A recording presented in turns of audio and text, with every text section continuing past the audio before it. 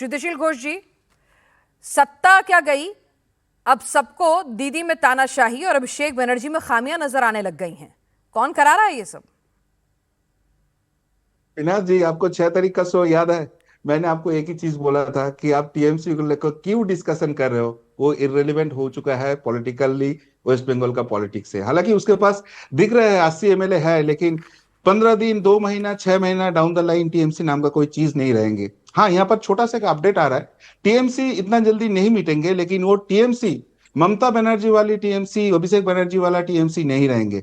उनको छोड़ के एक नया टीएमसी उभर रहा है। और उसके सबसे बड़ा सबूत आज आ गया है, जब उनके ही पार्टी का 2 एमएलए इतना बड़ा एक्सप्लोसिव एलिगेशन लेके आ रहा है कि अभिषेक बनर्जी जैसे नेता उनका साइन फर्ज कर रहा है, फेक साइन लेके चल रहा है। तो एक पॉलिटिकल पार्टी जिनका कोई नीति नहीं है, कोई आदर्श नहीं है, और सबसे बड़ी बात है, अपने पार्टी के एमएलए के ऊपर कोई ट्रस्ट नहीं है, वो उनके अपने एमएलए का साइन अगर चोरी करता है, तो उस पार्टी का क्या एग्जिस्टेंस रहेगा, क्या रेलिवेंस नहीं रह रहेगा।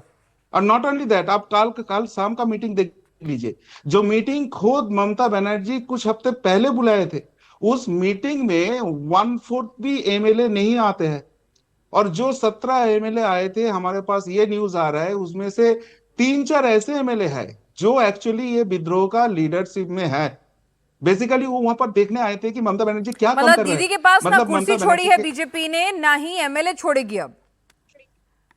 नहीं, एमएलए तो जो डिसीजन लेंगे वो अपने हिसाब से लेंगे, भाजपा हम्म। का दरवाजा बंद है उनके लिए। ठीक है। लेकिन दीदी के लिए दरवाजा टीएमसी ही बंद कर रहा है। वो पार्टी टीएमसी पार्टी दीदी का, अभिषेक का नहीं रहेगा। वो सिचुएशन खड़ा हो गया।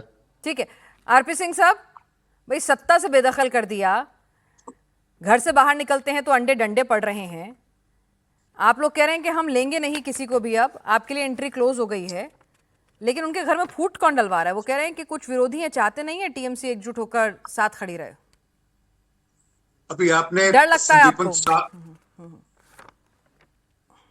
अभी आपने संदीपन शाह साहब का बाइट सुनवाया। उन्होंने बड़ी स्पष्टता से कहा जिस प्रकार से पार्टी चल रही, किस प्रकार उनकी पार्टी की हालत है। उन्होंने बड़ी स्पष्टता सारी बात बताई आपको कि पार्टी के अंदर किस प्रकार से तानाशाही चल रही है, पार्टी में किस प्रकार से जालसाजी चल रही है।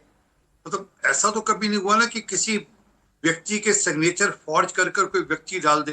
तो ये तो सरेआम जालसाजी है। और उस पर अगर एक्शन हो तो वो बोले कि नहीं नहीं देखो ये तो वेंडेटा पॉलिटिक्स हो रही है। पहली बात। दूसरी बात, मैंने कल भी आपके शो पे कहा था कि जिसने भी अंडे फेंके, उनके जिसने भी पत्थर भी मारे, मैं ये भी मानता हूँ, उनके खिलाफ कार्रवाई शुरू हो गई है। और वह टीएमसी के ही कार्यकर्ताओं, नेताओं के मित्रगण है, जो उनके कार्यकर्ता हैं, उनके फ्रंट पर्सन है। तो दिक्कत यह है कि अब जब आप विपक्ष में है तो आपको थोड़ा संयम रखना पड़ता है, थोड़ा व्यवहार ठीक करना पड़ता है, आपको विनम्रता दिखानी पड़ती है, क्योंकि आप हार चुके हो चुनाव। तो अगर आपके दिमाग में वही फतूरी है कि नहीं नहीं हम तो जैसे थे वैसे ही हम चलेंगे, वो मुझे तो अभिषेक बनर्जी के डायलॉग नहीं भूलते, 4 तारीख के बाद मैं टांगे तोड़ दूंगा, आंखें निकाल दूंगा, देख लूंगा कैसे कोई घुसेगा, डायमंड हार्बर, ये सब किस प्रकार के भाषा थी। वो कोई लगता था कोई आपको कोई नॉर्मल पॉलिटिकल लैंग्वेज या पॉलिटिकल भाषण था, या कोई ठीक है सर, सामाजिक उसका कोई उसकी कार्यकर्ता सजा का। उन्हें एक जनता ने सेकंड दे एक दी। सेकंड दे दीजिए, हाँ। एक सेकंड लौट दीजिए। सामाजिक कार्यकर्ता का भाषण लगता था, वो लगता था जैसे फिल्मों में कोई विलन विलन टाइप के लोग होते हैं, जो आंख थोड़ा सा ऐसे तो मूछ वैसे, और थोड़ा वो टेढ़े होकर बात करने वाली बात, उस प्रकार की भाषा इस्तेमाल हो रही थी, जो कि एक अभद्र भाषा है।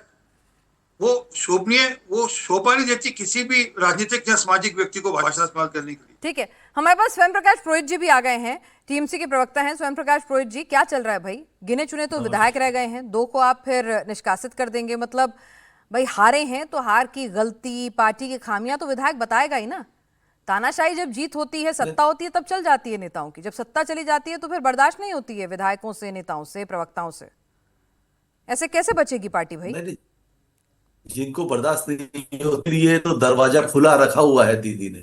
अब दीदी ऐसे ने तो खुले पहले दिन ही कह दिया खुले था दरवाजे से कि अंदर कोई जिनको नहीं आ रहा है। अंदर पहुंचे 17-80 में से 2 वो खुद बाहर निकाल रही हैं। आप फिर क्या बच सुनिए ना, जाएगा? दीदी सुनिए और ना, भाईपो अकेले? सुन लीजिए। वो हर जिले में नहीं नहीं नहीं, जिन 2 को निकाला गया है उन 2 के बारे में, वो पहली बार विधायक बने हैं। अच्छा। दोनों का थोड़ा इतिहास पता कर लीजिए। एक का इतिहास है कि एक वामपंथी शासन में रहे हुए हैं, वहां से आए, और वो राज्यसभा भी गया, उनको राज्यसभा भी भेजा गया। मैं ऋतुव्रतो बनर्जी की बात कर रहा हूँ। और उसके बाद में अगर आपको कोई शिकायत रही है दल से, तो हमारी नेत्री तो बैठी है, रोज सुन रही है आपकी बात।